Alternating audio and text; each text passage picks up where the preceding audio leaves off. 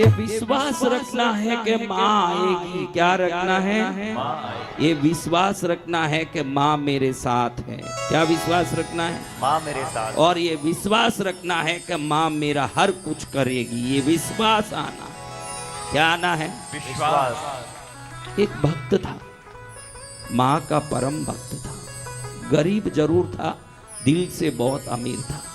क्योंकि भक्ति में पैसे का काम नहीं है, भक्ति में भावों का काम है। अगर भक्ति आ गई, भाव आ गया, उससे बड़ा अमीर संसार में कोई नहीं है। अंतिम दिन भी तो नहीं दर्शन हो गई, कहीं से कितने सालों से इंतजार करता हूं। आज तो गमछे से भी ढकें। अरे वो क्या ढकना, वो तो पहले से ही बंदी है, उसको ढकना जो दिखता हो। ये दिखे ही नहीं, उसको क्या ढकना। वो गमछा उठा दे, गमछा गमछा, हाँ गमछा खराब, ये फेंक दो गमछा। आज कौन बांधा? दूसरे भाई बांधा, वही डेली तेरे वो बांध रहे। अभी तू गांव जाएगा तो कौन बांधेंगे? इनको घर ले जा, रोज गमछा बांधेंगे।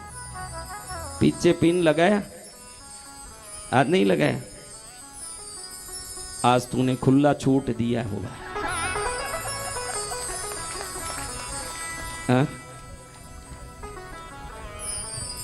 हाँ, संकेश भैया बोल रहे दशहरे का छूट दे रहे हैं। दशहरे का छूट रखा हुआ, खुला छूट है भाई, खुला छूट है। हाँ, अभी अगले कार्यक्रम में आवे ने तो धोती का रंग बदल के आना, ताकि रंग बिरंगी दृश्य दिखता रहे। जय जय। हाँ, आज तो अलग ही टाइप के गांठ बांधा। भाई तुम कहाँ से आए हो? जयपुर से। वो जयपुरी कला, जयपुर के रंगरेजों से धोतियां बनाई, भक्तों ने मिलकर के इसमें गांठ है लगाई। तेरी धोती हुई तैयार। क्या हो गई? तैयार। बैठ जा बेटा, बैठ जा। बहुत आनंद आया तेरे आने से, बहुत काफी मनोरंजन हुआ। हम सबका मन बड़ा प्रसन्न होता रहता है। हाँ बेटा, अब ये भक्त माँ के परम भक्त थे, दिल से गरीब थे, लेकिन मन से भाव से भक्ति में अमीर थे। बच्चा नहीं था उनका, बहुत उनको मन में आता था कि एक कहने के लिए, लाड करने, प्यार करने एक तो चाहिए ना कोई। कोई रे कोई सुख है तो कोई रे कोई सुख है, सुखी नहीं है जग में सारा रे। बात मारी सुनता जय दो रे, सुनता जय दो रे बाया, सुनता जय दो रे। सुखी नहीं है जग में सारा रे, बात मारी सुनता जय दो रे। कोई रे भरियो खजानो भोगन वाला नाही, कोई रे भरियो खजानो भोगन वाला नाही। खजाना भरा हुआ है, कोई भोगने वाला नहीं है। क्यों? पुत्र बिना रोवे माता रे, भाई मारा सुनता जय दो। पुत्र बिना रोवे माता रे, बात मारी सुनता जय दो। कोई रे रूपाड़ो बेटो करे सगाई री बात, कोई रे रूपाड़ो बेटो करे सगाई री बात। धन बिना रोवे माता रे, भाई मारा सुनता जय दो रे। धन बिना रोवे माता रे, बात मारी सुनता जय दो रे। देखो, एक वस्तु आपके पास हो तो एक वस्तु की कमी होगी, ये है पृथ्वी। मनुष्य जन्म में कुछ न कुछ तो कमी होगी महाराज। कुछ शरीर अटकटा है तो पैसा नहीं है, पैसा खूब है तो स्वास्थ्य नहीं है, पैसा और शरीर दो है तो पत्नी सही नहीं है, पत्नी भी अच्छी, पैसा भी अच्छी, स्वास्थ्य भी ठीक है तो बच्चा कहने में नहीं है, और बच्चा अच्छा, सब कुछ अच्छा है तो उसकी पत्नी पियर जाके बैठ गई है। हर आदमी के जीवन में देखो कहीं कुछ तो ये कमी है ना, कमी। इसलिए कहते हैं फिर कौन सुखी कौन खुश? एक सुखी मैयारा भक्तारे, बात मारी सुनता जय दो रे। एक सुखी मैयारा भक्तारे, बात मारी सुनता जय दो। कौन सुखी है? माँ के भक्त। माँ के भक्त सुखी हैं प्रभु, माँ तुझे प्रणाम। अब ये बड़े भक्त थे माँ के, सोचा कि बच्चा नहीं हो रहा है तो कृष्णगिरी वाली पद्मावती का शुक्रवार की व्रत शुरू करूं। शुक्रवार के दिन व्रत करने के लिए गुरुवार सूर्यास्त के पहले ही भोजन कर लें और गुरुवार सूर्यास्त के बाद जल के सिवाय कुछ न लें। शुक्रवार को एक ही जगह बैठ के मन चाहा भोजन, गरम गरम दूध जो भी लेना, फल रोटी सब्जी सब खा लें। फिर उठने के बाद शनिवार सूर्योदय तक ना खाएं।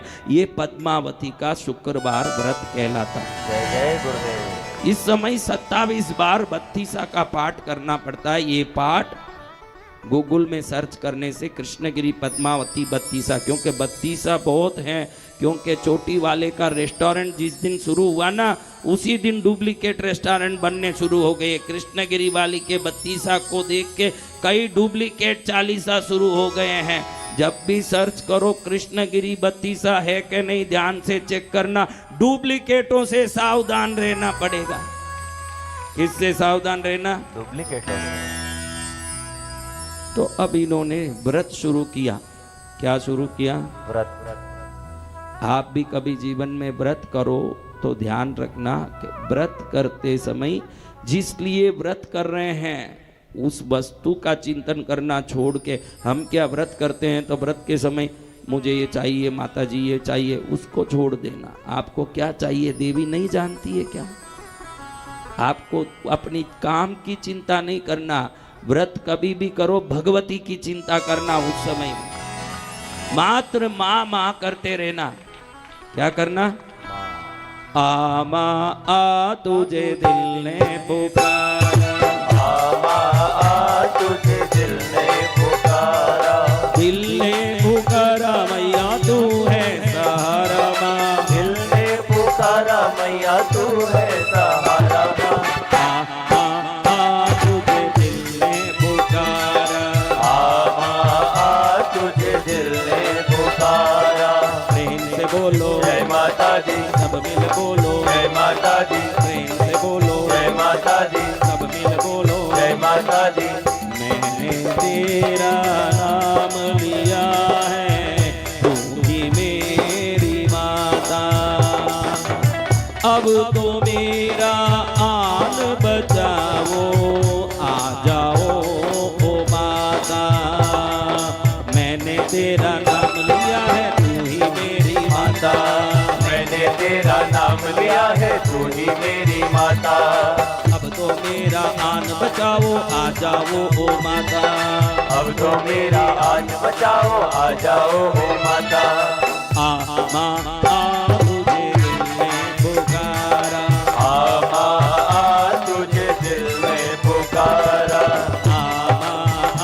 तुझे दिल ने पुकारा, तुझे दिल में पुकारा। ओ बैठिए। हाँ, अब तपस्या शुरू हुई, व्रत शुरू हुआ। बनती कोशिश व्रत करते समय चटाई पर सोनी चाहिए। व्रत भी कर रहे हैं पलंग पर सो रहे हैं तो व्रत सही नहीं है। जब व्रत करें एक दिन करें हफ्ते में, वो एक दिन चटाई पर सोएं और सात्विकता बनाए रखें। भोजन सात्विक आहार का लें एकदम। हमारे मन में गुस्सा आने का, विकार आने का सबसे बड़ा कारण है अन्न। जैसा अन्न वैसा मन। हाँ, अन्न शुद्ध होगा तो मन शुद्ध होगा। गली में जाके खा रहे हो, देखो बोलूं आप गलत मत समझना, सुबह उठ के नहाया के धोया पता नहीं, ऐसा ही आया पता नहीं, रात में क्या करके आया पता नहीं, उसके हाथ की पानी पूरी बेल पूरी खाओगे, वो अन्न क्या आपके खून को साफ कर पाएगा? इसलिए घड़ी घड़ी कहता हूं कि भोजन घर का किया करो, भजन मंदिर का किया। जय जय गुरुदेव। हाँ, ये ध्यान रखना कि भोजन घर का ही हो मेरा। हमको स्वाद के लिए बाहर जाना पड़ता है, लेकिन ये स्वाद अजीनोमोटो क्या मिलाते हैं? अजीनोमोटो।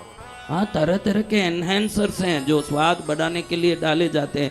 उससे हम और खाते जाते हैं और खाते, और रखिए थोड़ा और दीजिए और दीजिए होटलों में ज़्यादा खिलाने के लिए कुछ एनहेंसर्स मिलाए जाते हैं जो शरीर के लिए जहर से कम नहीं है। मैं घड़ी घड़ी कहता हूँ, शरीर को शुद्ध रखो, आहार को सात्विक रखो, मन को सरल रखो, दिमाग में भक्ति रखो, जीवन में संस्कार रखो। अगर इतना अगर करने तैयार हो गए हो, फिर पद्मावती को बुलाना नहीं पड़ेगा। जय जय गुरुदेव। पद्मावती आएगी खुद। क्या होगा? माँ स्वयं आएगी। हाँ, जीवन शैली की पवित्रता। हरिश्चंद्र जी के ऊपर देवताओं ने पुष्प वर्षा की, आपने सुना तो है ना। तो हरिश्चंद्र जी क्या शिव जी की पूजा करते थे?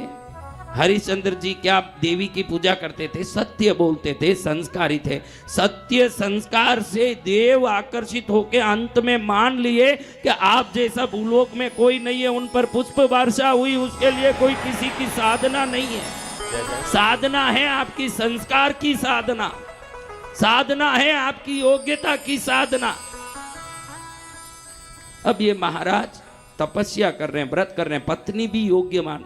आपके कहने मानने वाली पत्नी कितने, देखो झूठ मत बोलना, मैं ये बोल देता हूँ, कहना मानने वाली पत्नी कितने लोगों की आई, वो खाली हाथ ऊंचा करो जो आप कहो तो मानती है। देखो 30% लोग भी हाथ नहीं ऊंचाए। कितने? 30%। कुल मिला के 30। कितने? 30। कई लोग हाथ नहीं ऊंचाए, उनका नाम लूं तो भी अच्छा नहीं लगे, क्योंकि नाम तो जानता हूं मैं, नाम जानता हूं, लेकिन उठाऊं कैसे? हाँ, देखो स्वर्ग में 2 लाइन लगा था। कितना लाइन? 2 लाइन। एक लाइन पर लगा था। मैं यहाँ से ध्यान से देख रहा हूँ। आप पूछोगे कि स्वर्ग आप गए क्या? मैं बैठे जगह पाताल स्वर्ग भूलोक तीनों में भ्रमण करता हूँ। जय जय गुरुदेव। मैंने देखा कि भाई स्वर्ग में 2 लाइन लगा है। एक लाइन पर लिखा है अपने पत्नी की बात मान के जीने वाले सब इस लाइन में आए। बाजू में लिखा है खुद की बुद्धि से जिए हुए लोग इस लाइन में आए। पूरा संसार इसमें लगा, मैं ध्यान में देख रहा हूँ। एक आदमी उसमें खड़ा है। किस लाइन में? किस लाइन में एक खड़ा है? मुझे तो खुशी हुई, मुझे कोई नाराजगी नहीं हुई, मुझे खुशी हुई कि एक तो खुद की बुद्धि से जा रहा है, उसको धन्यवाद देना है कि खुद की बुद्धि से ही चल रहा है। उसको मैंने कहा इसको धन्यवाद बोलूं कि तू अपनी बुद्धि से जिया, तू रुस्तम है। क्या है? रुस्तम। एक तो रुस्तम मिला। तो रुस्तम भाई, आपने खुद की बुद्धि से जिया, आपको मेरा खूब आशीर्वाद। मेरे को देखते मैंने सूक्ष्म रूप से वहाँ प्रकट होकर के ये बात बोली, तो मुझे देखते ही शर्म के मारे यूं यूं यूं करने लगा। मैं क्यों, तू क्यों रे ऐसे झूला क्यों झूल रहा है? क्या हुआ तेरे को? महाराज जी आप ऐसा मत बोलिए, मुझे शर्म आ रहा है। मैं इस लाइन में खड़ा किसी कारण से हूँ। इस लाइन में देखिए लिखा है स्वबुद्धि से जो चलते हैं वो इसमें चलें। मेरी पत्नी ने ये कहा था कि जहाँ ज़्यादा भीड़ लगता है उस लाइन में कभी नहीं खड़ना, जल्दी पहुँचोगे, इसलिए मैं इस लाइन में आके खड़ा हूँ। भाई एक भी क्या है, हैं? अभी पहले बोला ना कि कौन सुखी है? एक सुखी है प्रभुरा भक्ता। मैंने गीत गाया ना, एक सुखी है प्रभुरा भक्ता रे, बात मारी सुनता जय जोरे। बोला ना जी माँ। तो अभी ये बात बोल के मुझे लगा कि भाई कौन सुखी है? एक सुखी है कुंवारा लड़का रे, बात मारी सुनता जय जोरे। ऐसा लड्डू है, ऐसा लड्डू जो नहीं खाया उसको खाने की लालसा है, खाए हुए हर एक का पेट दुखता है। ये ऐसा लड्डू, हाँ, नहीं खाए हुए हर व्यक्ति को खाने की लालसा है कि ये लड्डू खाना ही है। खाया हुआ बताता नहीं है, हाँ, खाया हुआ बताता नहीं है। एक नकटा था, कौन था? नाक कटा हुआ था। अब सब लोग, उसका नाम था मानक। कोई नहीं बोलते मानक भाई राम राम, मानक चाचा राम राम, कोई नहीं बोलते। सब उसको देखते नकटे चाचा राम राम, नटके भैया राम राम, नकटे बंधु राम राम। उसको शर्म आता, हर आदमी नकटा नकटा। क्या करूं, कुछ कर लूं, हाँ? तो उसने सोचा कि साधु बन जाए, कम से कम साधु बनने के बाद तो इज्जत मिलेगी, हाँ? तो साधु बन गया। अब साधु बन गया तो वेश को तो हर आदमी नमन करेगा ही भाई। आप भी ध्यान रखो, कभी भी वेश को नहीं, उनकी चर्या क्रिया को जान के नमन करनी चाहिए, उनके जीवन शैली को देखनी चाहिए। वेश तो हर जगह है, उनकी चर्या क्रिया देखनी चाहिए कि चर्यावान है, क्रियावान है कि खाली बातों का है। तो अब सब लोग पहले तो क्या बोलते थे, नकटे चाचा, अब बदल गया, खाली चाचा बदला, आगे वाला नहीं बदला, नकटे गुरुजी। हाँ, नकटे गुरुजी आपको प्रणाम। अब उसको शर्म आवे, उसने एक आइडिया लगाया कि कुछ तो ये संसार को अपना चमक दिखाना पड़ेगा। एक आदमी को बुलाया, क्या बोला, बोले गुरुजी। अरे पहले क्या बोला, बराबर बोल, नकटे गुरुजी। मूर्ख, पागल नहीं हूं नाक कटा के। उसने किसी में सट्टे में शर्त लगा के नाक कटा था, इसको वो समझा रहा, देख भगवान रात में सपने में आए। सपने में आए नकटे गुरुजी? हाँ सपने में आए। सपने में आके भगवान बोले कि जो नाक काटेगा उसको मैं तुरंत दर्शन दूंगा, और ये बात किसी को मत बताना, भगवान ने बोल दिया। और मैंने नाक कटाया, तुरंत मेरे भगवान साथ में। अब देख, ये देख, तुझे दिख रहा है, ये सामने ही खड़े, ये देख शंख, शंख चक्र गदा पद्म, मेरो तो सोई, मेरो तो गिरधर गोपाल, दूसरों न कोई। अरे नकटे बने, क्या फर्क पड़े, कोई बोलेगा नकटे गुरुजी कुछ भी बोलेगा, मेरा चमत्कार किसको पता है। हर समय नारायण मेरे साथ रहते हैं, शंख है, चक्र है, गदा है, पद्म है, किसी को मत बोलना। नारायण ने बोला किसी को मत बोलना, क्योंकि जो भी नाक कटेगा उसको भगवान दर्शन देंगे। अब ये सोचा कि खाली नाक काटने से भगवान दर्शन देते हैं, इससे सस्ता क्या। गुरुजी क्या मैं भी काट लूं, फिर मुझे क्यों नकटा गुरुजी बोला। अरे बोल दिया, गलती हुई गुरुजी, आगे से नहीं बोलूंगा, अपन एक के दो भले हो जाएंगे, मेरे भी कटवा दो ना। गुरुजी बोले ठीक है, किसी को मत बोलना ये बात, नाक काट।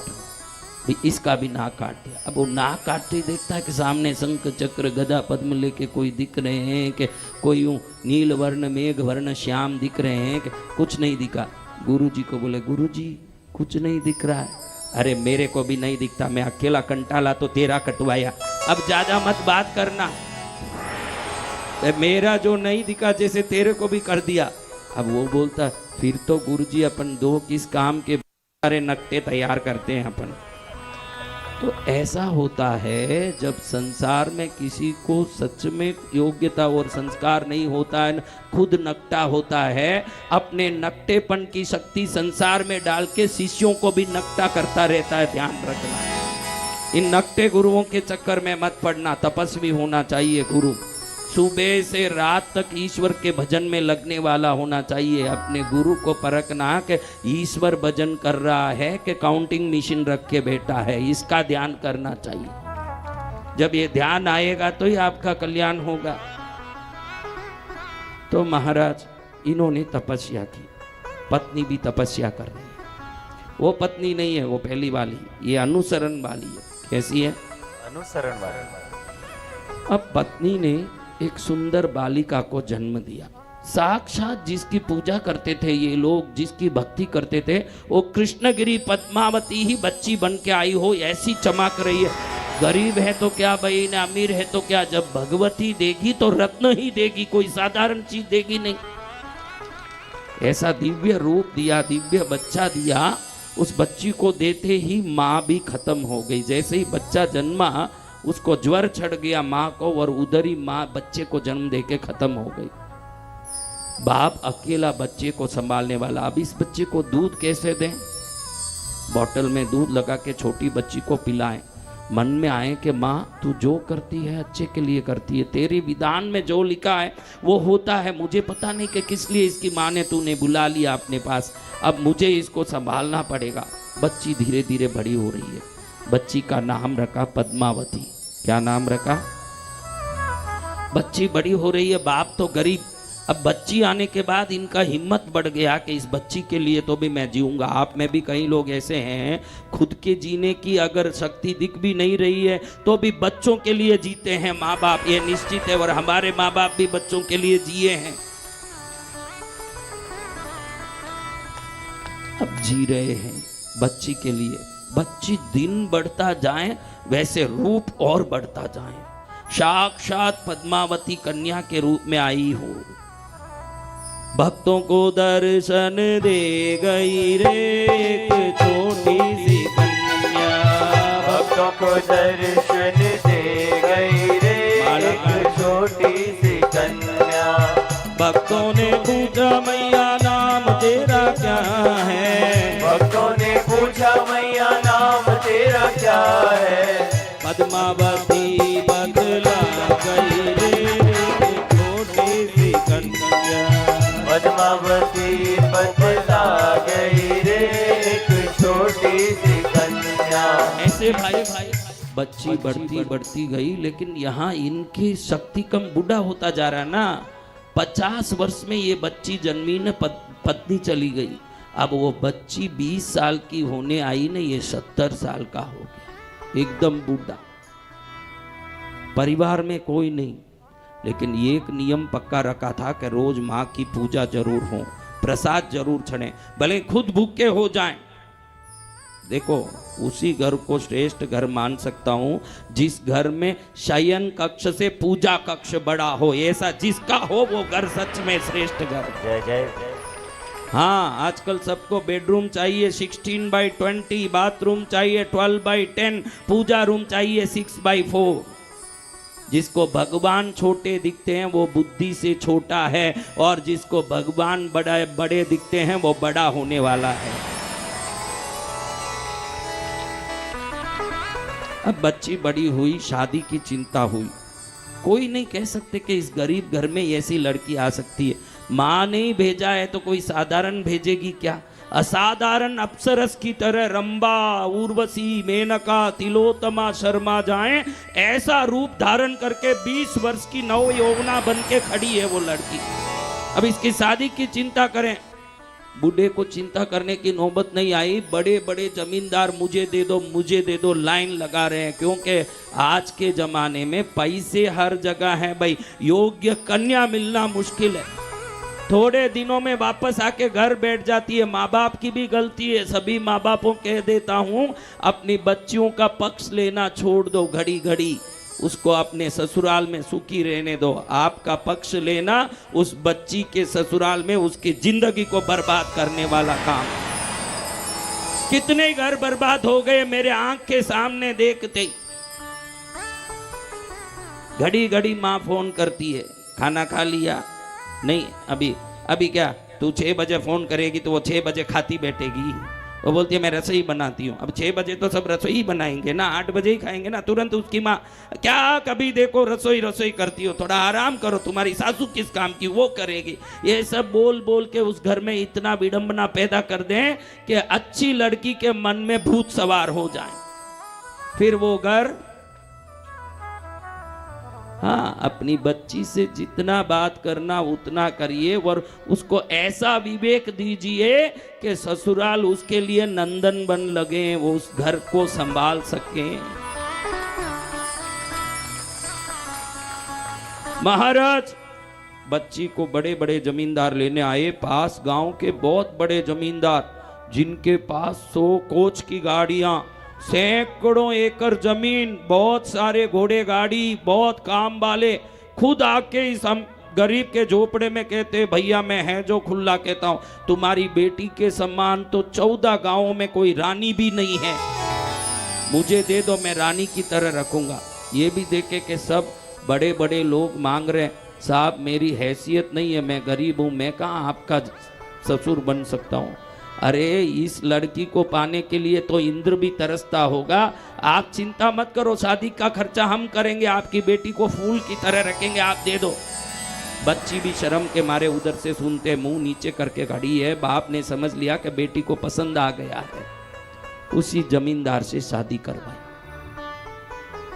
इतने धूम से शादी, देखो एक बड़े जमींदार की शादी होगी, कैसे होगी महाराज?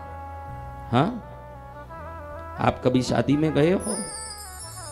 कौन कौन किसी शादी में गए जिंदगी में? वो हाथ ऊंचा करो। सब गए। आपको एक सवाल आज पूछता हूं, थोड़ा सा सोचना। उस शादी में कोई ना कोई 2 आत्माएं नए रिश्ते में जुड़ते हैं। आप कभी उन शादियों में, भले ही आपके बहुत करीब के रिश्ते की शादी हो, दूर के रिश्ते की शादी हो, मित्रों के घर की हो, गांव वालों की हो, कहीं तो गए हैं ना। तो आप बुजुर्ग हो, बड़े हो, उस हैसियत से कभी दिल से उस दंपति को आशीर्वाद देने गए कि उधर बुलावा आया इसलिए जाके खा के आए? आप ही बताओ, आप क्या करके आए? हाँ, बुलावा आया इसलिए वहां पहुंच गए ना, उधर जो पड़ा है माल उसको ठोक के, भाई अगर 500 का आइटम खाया तो 100 रुपया का कवर पकड़ो न, 200 का आइटम खाया तो 50 का कवर पकड़ाओ न, हिसाब सही करा के आए हो। ध्यान रखना, किसी जगह जाओ तो उसका प्रयोजन आपको समझ पड़ना चाहिए। उस जमाने से आज तक शादियों में लोगों को एकत्रित इसलिए नहीं किया जाता कि भीड़ दिखाना, इसलिए किया जाता कि इस भीड़ में कोई योग्यवान तपस्वी हो और उस तपस्वी का एक आशीर्वाद भी मिल जाए और इन दोनों का जीवन सदा के लिए फलीभूत हो जाए, इसलिए भीड़ इकट्ठा किया जाता है। भीड़ इसलिए इकट्ठा नहीं किया जाता कि दुनिया को दिखाऊं कि मेरे कितने रिश्तेदार हैं। आज से प्रयोजन समझ लो। शादियों में जाके, किसी भी शादी में जाओ, आप कृष्णगिरी वाले गुरुजी के अगर चेले हो, दुनिया को दिखा दो कि कृष्णगिरी में जो भी जुड़ता है संस्कारी होता है, योग्य होता है, गुणी होता है, ज्ञानी होता है। जय जय गुरुदेव। ये दिखा दो दुनिया को। और आज से कहीं भी जाओ शादी में, आपका प्रयोजन यही होना चाहिए। उस शादी में क्या प्रयोजन होना? छोटे हो के बड़े, छोटे हो तो प्रार्थना करें कि इनकी शादी अच्छे से जिंदगी भर के लिए निभे, बड़े हो तो आशीर्वाद दें, छोटे हो तो प्रार्थना करें। ये शादी में जाने वालों का फर्ज होना चाहिए। क्या होना चाहिए? अब वहां जाके, क्या आपके घर में रोटी नहीं मिलती? मैं शादियों में गया हूं, पास में ही सत्संग चलता है, जहां भी मेरा सत्संग चलता है ज्यादातर, और मैरिज गार्डन ही होता है, आधे में सत्संग चल रहा है, आधे में शादी चल रही है। वहां देखो तो ऐसे थाली लेके खड़े हैं, मुझे दूसरे कोई याद आते हैं इन सबको देख के। बड़े बड़े पैसे वाले, बड़े बड़े लोग लाइन में खड़े हैं, थाली हाथ में। इनको देख के तो क्या याद आए? क्या याद आए? क्या आपके घर में नहीं मिलता? हाँ, उधर जाके पानी पूरी की लाइन में, भैया ओ पाइनएप्पल वाला पानी नहीं है क्या भैया? और रसमलाई में थोड़ा और मलाई नहीं है क्या? सब है। तेरे में अक्ल है क्या? ये पहले देख, बाहर तो सब है दुनिया में, तो किस लिए गया? इसका ज्ञान ले। कौन है भाई? आया, यूं ही आया, खुद ही आ गया। हमारे कृष्णगिरी के डॉक्टर बहुत अच्छे। देखो डॉक्टर ऐसे कहाँ है रवि कुमार डॉक्टर? ऐसे डॉक्टर होना चाहिए। कैसे होना चाहिए? देखो हम सब बचपन में बहुत साथ रहे हैं। मैं छोटा था, वो छोटे थे। मेरी कहानी सुनोगे तो आपको, मैंने दुनिया का सब कहानी सुना दी। वो कर गया, मैंने बहुत कहानी सुनाया। हम दोनों बचपन में साथ रहे। अब वो बन गए बहुत बड़े डॉक्टर और मैं बन गया संत। कब कौन क्या बनेगा पता नहीं, लेकिन समय सबको अपना दर्पण दिखाता रहता है। ध्यान रखना, समय अपना अपना दर्पण दिखाता है। लेकिन डॉक्टर साहब ऐसे हैं कि मेरे संसारिक पिताजी का, जब मैं संसारिक था, साधु भी नहीं बना, मेरे संसारिक पिताजी के पैर में चोट लगी। उनके पैर को ऑपरेशन करने के लिए करना पड़ा। वो 40 साल पहले की, 35 साल पहले की बात मैं कह रहा हूँ। आज तक मेरे बच्चों की, मेरी बच्ची की, देखो बच्ची को अभी पैर में लगाई है, बैठी है चेयर में। बच्चे को भी कई बार लगता है, क्योंकि ये सब बहुत देख के चलते हैं, एकदम सावधानी वाले। आपको भी कहता हूँ, आंख से ही और मन से। कहाँ से? आंख से और मन से कदम कदम फूंक कर रखिए, कभी जीवन में कोई तकलीफ नहीं आएगा। आंख से भी कदम को फूंक के रखिए ना, मन से भी कदम के। मन से पिछला हुआ भी जीवन से हारेगा ना, आंख से पिछला हुआ भी जीवन से हारेगा। लेकिन हमारे डॉक्टर साहब 1 रुपया कभी किसी से नहीं लिए हैं, कभी नहीं लेते हमारे परिवार से। इसलिए नहीं कि मैं साधु बन गया, इसलिए नहीं, वो है ही ऐसे दिलदार आत्मा। कितने ही गरीबों की निशुल्क सेवा कर रहे हैं, ऐसे डॉक्टर साहब हैं। इनका सम्मान करके सम्मान होता है। क्या होता है बेटा? वो कहाँ गए हमारे प्रिंस भाई? जाए लाया, ले आना। चलो अपन करते हैं अपनी कहानी, अपन पूरा करते हैं, क्योंकि अभी मैं 5 मिनट में कहानी पूरा करता हूँ। फिर आज तो बहुत बड़ा यज्ञ है। आज 9वीं और 10वीं दोनों एकत्रित होकर महापूर्णाहुति होगी। कैसे होगा? महापूर्णावती। और आप सबको दिखता नहीं है। मैं बड़ा एक मन में दुखी होता हूं माँ। देखो, शक्ति तो जिनको शक्ति का पता नहीं उनको दिखना चाहिए ना, लेकिन ये शक्ति की लीला है। जो शक्ति को पाना चाहता है उनको दिखता है, जो शक्ति का पता नहीं उनको नहीं दिखता। मैं कई बार बोलता हूं माँ, तू अग्नि कुंड में कैसे खड़ी है? मेरा फोन कहाँ बेटा? एला फोन ले, वो ऑरा फोटो का गैलरी में खोल।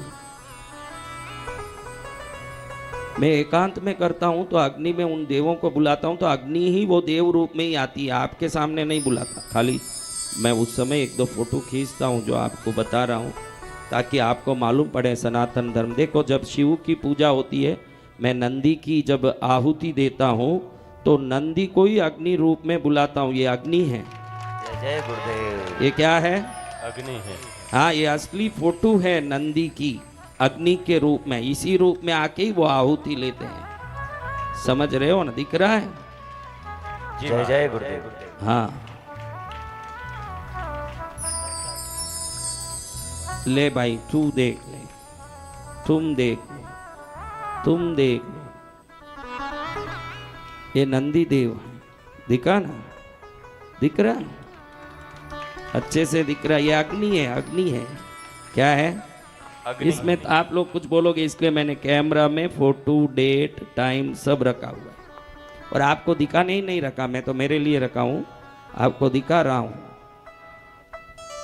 वो तो अलग बात है भाई, वो ऐसे अग्नि का रूप है। ये तो अग्नि में देव ही आने का स्वरूप है, वो नहीं। अब देखिए महाराज, आप सबको एक बात यही बताना चाहता हूं कि कैसी भक्ति आती है। कुंती ने मांगा, दुख दे दो प्रभु। कृष्ण हंसने लगा कि क्या दुख मांग रही हो? तो कहा कि दुख होगा तो ही हे कृष्ण तेरा याद आएगा।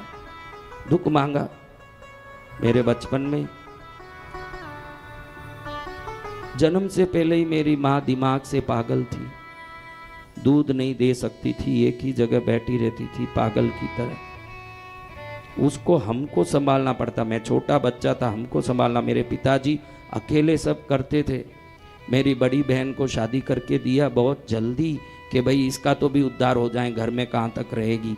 उसको शादी करके दिया तो इतने पैसे को देख के वो लालची हो गया उसका पति, कि उस बहन को ही ऐसे पागल बनाया कि वो मर गई पागल होके। दूसरी बहन उसको सोच के सुन के ही पागल हो गई और वो भी मर गई। तीसरा एक भाई था मेरा, उसको उसके ससुराल वालों ने जहर दे के मार दिया। अंत में मेरे पिता जो थे उनको भी एक्सीडेंट में पैर, आँख, कान सब चले गया। कान से सुनते नहीं थे, आँख से दिखता नहीं था, पैर भी निकल गया। और बहुत कुछ हुआ मेरे जीवन में, बहुत मैंने देखा। तब मैंने समझा जिसको आप संसार मानते हो ना, ये दुखों का बहुत बड़ा हड्डा है और आपको दुख में ही मजा आता है। आप सब बोलते हो हम दुखी हैं, फिर उस संसार में कैसे हो? क्योंकि आपको दुख होते हुए भी अभी तक संसार छोड़ नहीं रहा है। हमको वो संसार ने छोड़ दिया और प्रभु मिल गए। फर्क इतना ही हुआ। संसार छोड़ता नहीं है, आपको पकड़ के रखा हुआ है। हाँ, माँ दिखती थी मुझे, नाग दिखते थे। मैंने कहा ये पत्नी है। साधना कर रहा था तो हर चीज में माँ दिखने लगी, खंबे में, पत्ते में, लाइटों में, कहीं देखो माँ। इसमें भी माँ दिखा। मैंने कहा देख भाई, मैं संन्यास लेने जा रहा हूं, संसार छोड़ रहा हूं, तुम क्या करोगी? उसने बोला मैं भी माँ बन के आपकी सेवा करूंगी। अब अगर आप रिश्ता छोड़ सकते हो तो मैं भी रिश्ता छोड़ सकती हूँ, मेरे में भी वो ताकत है। आज आपके सामने ही वो मेरी माँ बन के बैठी है। वो ताकत ईश्वर ने दिया, इसीलिए मुझे इतनी शक्ति भी दी है। जिस आंख में पवित्रता आ जाएगी उसमें शक्ति भी स्वतः ही आ जाएगा। बच्चे भी सेवक के रूप में सेवा करते हैं, कोई रिश्ता नाता नहीं। आज भी रोटी लेता हूं तो प्रणाम करके लेता हूं मातृवत। मेरी जन्म दी हुई माँ को जिस जगह बैठा के देखता था वो चली गई ना, उस जगह में ये मेरी जन्म दी हुई माँ जैसी बैठ गई। संतों का जीवन कितना पवित्र और कितना श्रेष्ठ होता है, जब कभी साथ रहोगे तो देख पाओगे, तभी उस जीवन का आदर भी कर पाओगे। समझ रहे हो ना आप? ये कृष्णगिरी बनाने के लिए माँ ने कहा कि मैं यहाँ हूँ, तू आ। कैसे आऊँ माँ? 2 नाग तुझे ले आएंगे, बड़े बड़े नाग जो इस बिल में मुझे लेके यहाँ तक आए। मैं कहीं से चलते चलते यहाँ तक आया, इस बिल में आके छुप गए। रात में आके कह रहे हम इसी जगह के देवता हैं, तुम हमको ढूंढो। फिर ये झाड़ियाँ सब साफ की तो उसमें ये बिल निकला जो आज आप देख रहे हो। 30,000 वृक्ष निकाले गए यहाँ से, 30,000 पेड़ थे, पूरे कांटे जंगल थे। अकेले बैठ के साधना करते थे। साधना करके करीब 9 फुट बाई 9 फुट का कुंड बनाया। उस कुंड में माँ का मौसम्बी जितनी गोली बना के ये सज्जन भाई बापना ये लोग सब कूट कूट के मसाला देने वाले, और हम उसमें अकेले बैठ के होमने वाले। उस समय से ये कॉम्पाउंड नहीं था, ये बिल्डिंगों, ये मंदिर कुछ नहीं था, जब हम अकेले बैठ के साधना करते। अचानक बाहर जाने का आया, राख पर इतना सारा राख ढेर इकट्ठा हो गया कुंड में। मैंने कहा ये गर्म है, इस पर ढक दो। शीटें ढक दी और गया, वापस आके खोलूं, पूरा राख चंदन बना हुआ है सब। मेरे घर में ही सपना आया, घर में संसारी था, घर में ही सपना आया, मुझे ले जा मंदिर बना, मुझे ले जा। मैं कहा किसको मंदिर बनाऊं? कौन है ये नाग देवता? स्थूलभद्र सूरी बेंगलुरु गया, चतुर्मास था, चिकपेट में पूछा। उन्होंने बोला ये पद्मावती देवी तेरे ऊपर पूर्व जन्म की तेरी शक्ति है, तो पूर्व जन्म से नागदेव है, इसलिए तुझे वो चुन के इस धरती में भेजी है। अगर ये सब दुख नहीं होता तो तू भी ये संसार में रचता पचता। ये दुख इस संसार का उद्धार के लिए तुझ में वैराग्य आए इसलिए दिए गए हैं, और तू ये मंदिर बना। मैंने 15 किलो की पद्मावती की मूर्ति बनाई। जिस दिन घर में स्थापित किया और पूजा चालू किया, जैसे ही प्रतिष्ठा हुई आधे घंटे में उसमें से कुमकुम बारिश होने लगा। करीब 10 घंटे में 500 किलो कुमकुम बरसा उस मूर्ति से। मूर्ति 15 किलो की और कुमकुम गिरा 500 किलो। उस दिन समझ गया कि मेरा उद्देश्य दूसरा है, मेरा जीवन दूसरा है। मुझे लोगों का भला करना है, उनमें संस्कार डालना है, उनके दुखों को दूर करना। आज इतने लोग हजारों कृष्णगिरी आए हैं, कई लोगों के बिन बोले ही 10 दिन में बीमारी मिट गई, कष्ट मिट गए, दुख मिट गए, बोलना भी नहीं पड़ा। जब वो माइक में बोलते हैं कि मुझे इंसुलिन बंद हो गया, मेरा ये बंद हो गया, मेरा खराटा बंद हो गया, वो बोलता है तब लोगों को मालूम पड़ता है। तो यहाँ तो कुछ करना ही नहीं पड़ता, भजन करने वालों के अपने आप भजन की कृपा मिलती है, कुछ नहीं करना पड़ता। ये कोई हॉस्पिटल नहीं के डॉक्टर आके हाथ पकड़ेगा, ये कोई स्कूल नहीं के लाठी लेके टीचर मारेगा। ये भगवती का वो स्थान है जो अपूर्त लोगों की पूर्ति स्वतः ही होता है। ऐसी माँ को कोटि कोटि बार प्रणाम करता हूँ, ऐसी माँ को नमन करता हूँ। ऐसे बूढ़े बच्ची बड़ी हुई, उसको जमींदार के यहाँ शादी करके दी। शादी करके देने के बाद नवरात्रि आई। कृष्णगिरी वाली माँ, आज तक तो तेरी नवरात्रि मैंने धूमधाम से की। अब मैं बूढ़ा इतना हो गया कि चल नहीं पा रहा हूँ, उठ नहीं पा रहा हूँ, लेकिन आज तक तेरा प्रसाद चढ़ाए बगैर कभी नहीं रहा। अब कैसे करूंगा? मैं जिंदा हूं जब तक तो कुछ भी छोड़ूंगा, कृष्णगिरी वाली तेरी भक्ति नहीं छोड़ पाऊंगा। लेकिन करें कैसे? याद आया कि बेटी को जाके बुला के लाऊं नवरात्रि में। अरे इतने बड़े जमींदार की पत्नी बनी है, क्या अपने झोपड़े में रहेगी? अभी तो वो बड़े विलास में रहती होगी, भोग विलास में, वैभव में रहती होगी, क्या हमारे यहाँ आएगी? फिर भी बेटी तो बेटी है, जाके पूछो। बंगले तक गए, देखे तो बहुत बड़ा बंगला, काम वाले, नौकर चाकर, बड़ा व्यवस्था। देख के लगा कि इतनी व्यवस्था में अंदर गए तो बाल सवार रही है बेटी। पहले जो इस झोपड़े में ही रूप की रानी लगती थी, तो आज उस जगह जाके जब बालों में यूं सुगंधी तेल लगाने वाली, आंखों में विशेष कीमती अंजन लगाने वाली, शरीर में जरी के वस्त्र और हीरे के गहने पहनने वाली, आज कैसे दिखती होगी? ऐसे रूप वाली बेटी के सामने बाप बोला जाके हाथ जोड़ के, नवरात्रि में आओ बेटी, थोड़ा प्रसाद बनाना। नवरात्रि में क्या पिताजी आप भी पागल हो रहे हो? आजकल तो मैं पानी भी नौकरानियों के हाथ से पीती हूँ, मैं आके उस झोपड़े में कहाँ चूल्हा जलाऊंगी? मेरे से कुछ नहीं होगा, आप जाओ ना, आपका काम देखो, आगे से यहाँ मत आना, मेरा जीवन शैली बदल गई, मेरी व्यवस्था बदल गई, आपको देखेंगे तो जमींदार जी डांटेंगे, आप निकलो यहाँ से। कौन कह रही है? रोते रोते बाहर आया। दूसरे अपमान करें ना इतना दुख नहीं होता, अपने अपमान करें तब ज्यादा दुख होता है, ध्यान रखो। बाहर आके रोते रोते आया, पीछे देखता है कोई बुला रहे हैं, पापा पापा। पीछे देखे तो बेटी दौड़ के आ रही। अरे मैं मजाक कर रही थी पिताजी, मैं तो मजाक कर रही थी, चलो मैं साथ चलो।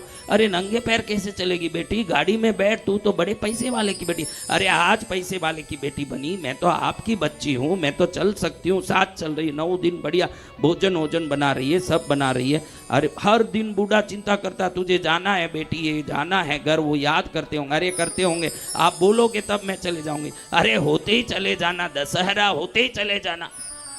12 तारीख अक्टूबर आया, शनिवार का दिन भी आया, दशहरा का जोरदार प्रसाद बनाया। बेटी को बाप हंसते हंसते कहें, बेटा 10 दिन का प्रसाद चढ़ा दिया, सब काम हो गया, धन्य है तुझे, मेरा काम पूरा कर ली। अभी तक तो मेरा नवरात्रि खंडित नहीं हुआ, तू मेरी प्यारी बच्ची, मेरे संस्कार को, मेरे आदर को, मेरे सत्कार को, मेरे भगवान की भक्ति को तूने निभा दिया, तुझे प्रणाम, अब तू जा सकती है। जैसे ही कहा तू जा सकती है, उसी समय देखे तो सामने जो बच्ची थी गायब, और उधर एक चिट्ठी आके नीचे गिरी। चिट्ठी में लिखा है,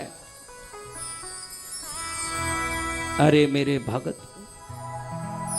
तेरी बेटी तो जिस दिन तुझे कमरे में बोली कि मैं जमींदार की बेटी हूं, मैं नहीं आ सकती, तब मैंने सोचा कि मैं जगत की माँ हूं तो क्या, किसी दुखियारे की बेटी भी तो बन के उसका मैं इच्छा पूरा कर सकती हूँ।